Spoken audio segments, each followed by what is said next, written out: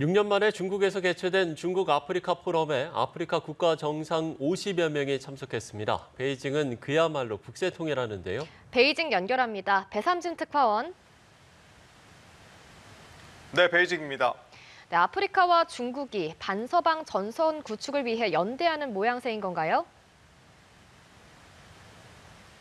네, 이게 중국 아프리카 협력 포럼이 오늘까지 열립니다. 베이징은 경호와 경비가 강화되고 교통 통제까지 이어지면서 그야말로 곳곳이 북새통입니다.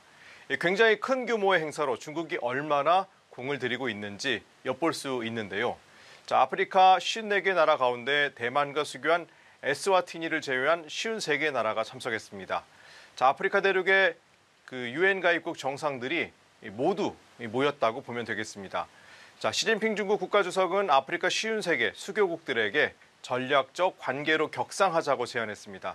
또 3년간 5,600억 위안, 우리 돈 67조 원의 자금을 지원할 테니 운명 공동체를 만들자고 말했습니다. 군사안보 협력을 위해 1,900억 원의 무상 군사 원조를 하고 아프리카 33개 최빈국에는 100% 무관세로 지원하겠다고 약속했는데요. 자, 미국과 서방 견제에 대응하기 위해 아프리카를 우방으로 확보하기 위한 포석입니다. 中非共筑现代化之梦必将掀起全球南方现代化热潮，谱写构建人类命运共同体的崭新篇章。 다음 주에는 스페인과 노르웨이 총리가 베이징에 옵니다. 유럽연합과의 무역 분쟁, 나토의 인도태평양 지역 영향 확대 속에 중국이 유럽 국가들과 개별 접촉하며 반서방 균열을 노리는 행보를 이어가는 건데요. 시진핑 주석을 비롯해 공식 서열 1, 2, 3이 모두 나섭니다.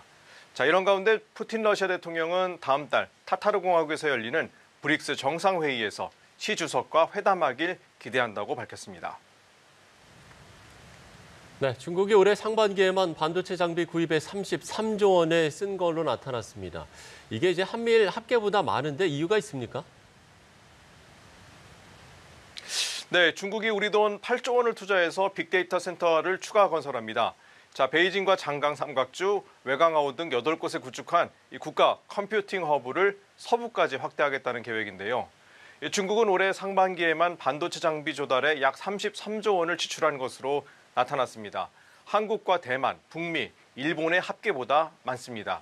자, 미국 대선을 앞두고 추가 수출 제한 가능성에 대응하기 위한 조치로 해석되는데요.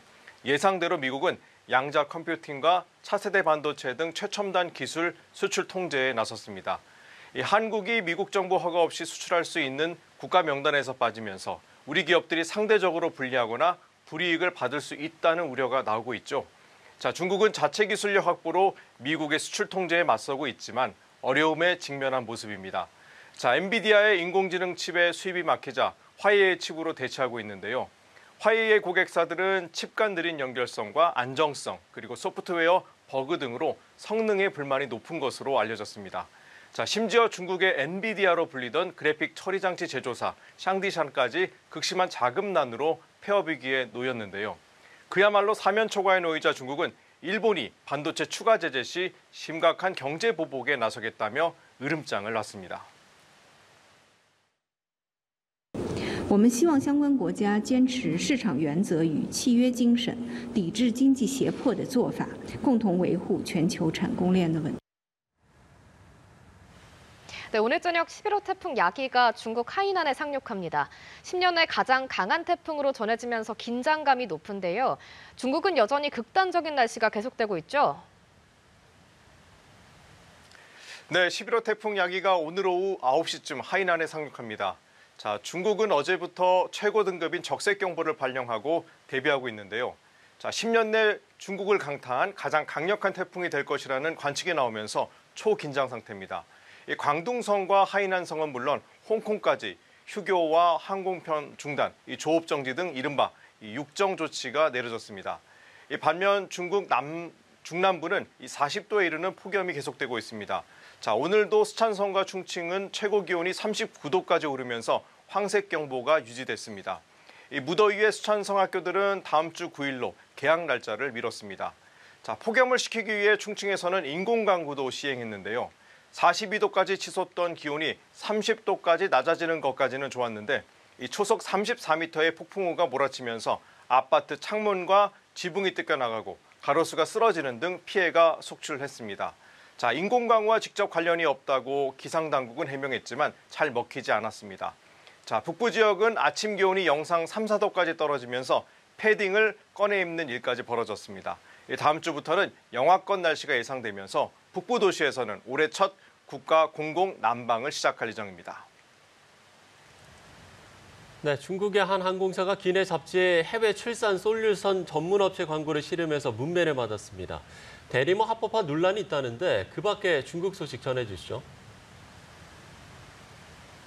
네, 중국 항공사 잡지에 대리모 광고가 버젓이 실렸다는 소식입니다. 지난 4일 한 네티즌이 샤먼 항공에 탑승했다가 기내 잡지에 실린 내용을 자신의 SNS에 공유했는데요. 9월 최신호에 출산 신주장이라는 주제로 시험관 광고와 함께 대리모 관련 업체 정보가 반영된 겁니다. 이 샤먼 항공 측은 관련 잡지를 모두 수거했다고 밝혔지만 대리모 합법화에 나선 것 아니냐는 논란은 계속되고 있습니다.